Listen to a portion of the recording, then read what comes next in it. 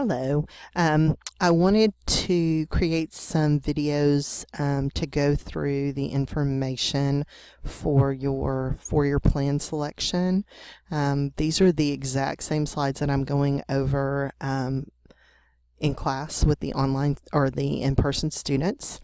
I have given you access to this in Canvas, to the slideshow, but I want to make sure that you understand this. So there will be several of these videos. They're going to be, I'm going to try to keep them short, but honestly, it's a pretty intense and long process. We take notes in class, and students have the opportunity to ask questions during the class time to clarify some things, and we'll have to do that a little bit differently virtually online. But I did want to go ahead and talk to you about this because even though the slides are very straightforward, it does not explain all of the details about creating a four-year plan.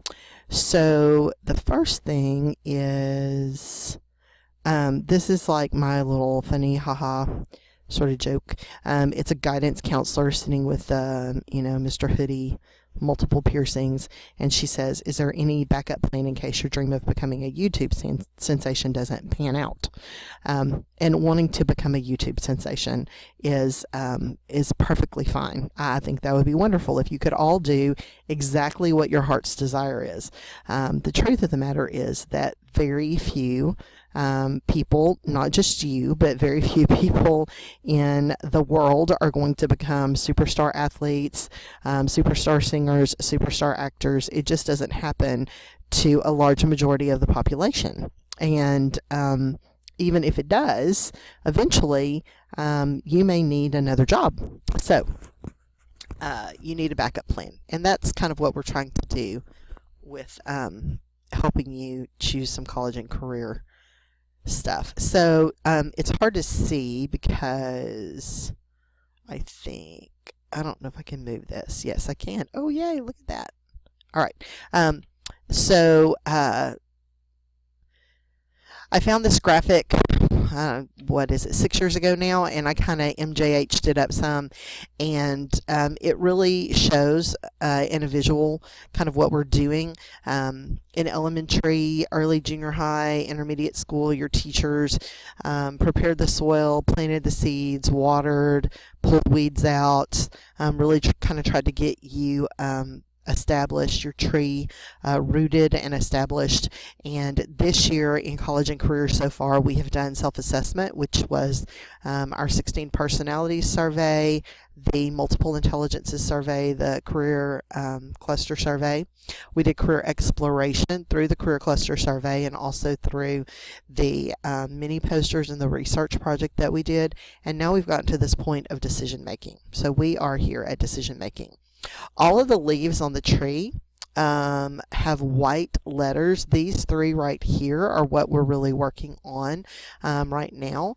So establishing programs of study, setting goals, and then career planning. And there's only one leaf on this tree that does not have white writing, and it's this one. This one, taking action. And that is because the only one who can do this is you. There are lots of people who can help you with resumes and interview skills and give you apprenticeships, and you can job shadow people, which obviously involves watching someone do the job. There are lots of different ways that people can help you. But when it comes to taking action on this plan that you're creating, that is something that only you can do. Every semester, my kids ask me if we're going to have a DCA, and I hold up their four-year plan and I say, we did. This is your DCA. This four-year plan is your test, and life is going to grade it. I can't grade how you do on your four-year plan. That's up to you attaining and achieving your goals. So, personal graduation plan, there are lots of things that go into the reason why we have this class. House Bill 5 established the courses that you need to graduate from high school in the state of Texas. Every state has a set of requirements, but there are some classes that are pretty much globally accepted as basics, a basic reading and writing set of standards in your language. For us, it would be English. basics of social studies, history, world history, history of the country that you live in. Biology is basic science, algebra. So a lot of those are set in every state. They're pretty much the same. But then the state of Texas can also determine some other things.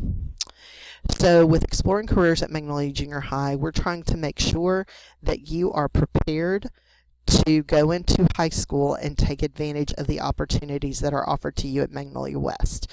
We don't expect you to choose a plan and permanently stick with it because you picked it in the 8th grade and so now you have to do it. What we're trying to do through this class, what the state is trying to do through this class, is to make sure that you are aware of the opportunities that are available to you in high school so we can put your foot on the path correctly. There are some things that you're going to be able to do in high school, and you need to make sure that you have taken the prerequisite classes to get into later courses that are going to help you get specific certifications or learn how to do certain things, get different certificates.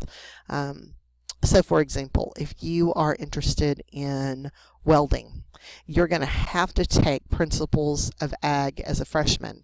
It is a prerequisite, which means pre is before and requisite sounds like required, and that's what it means. It's a requirement that you take it before you can go into the next class, which is Intro to Welding, as a sophomore. And then as a junior, you take Welding 1, as a senior, Welding 2. And that's how you end up with your AWS 1 Level 1 certification. That's American Welding Society certification. There's similar things with business, marketing, and finance, with architecture, with health science, CNA, which is Certified Nurse's Assistant, EMT, which is Emergency Medical Technician. So this class helps us make sure that you know what it is that you need to do as far as the classes at Magnolia West High School. I'm going to stop here, and we will pick up with college credit in high school in the next video.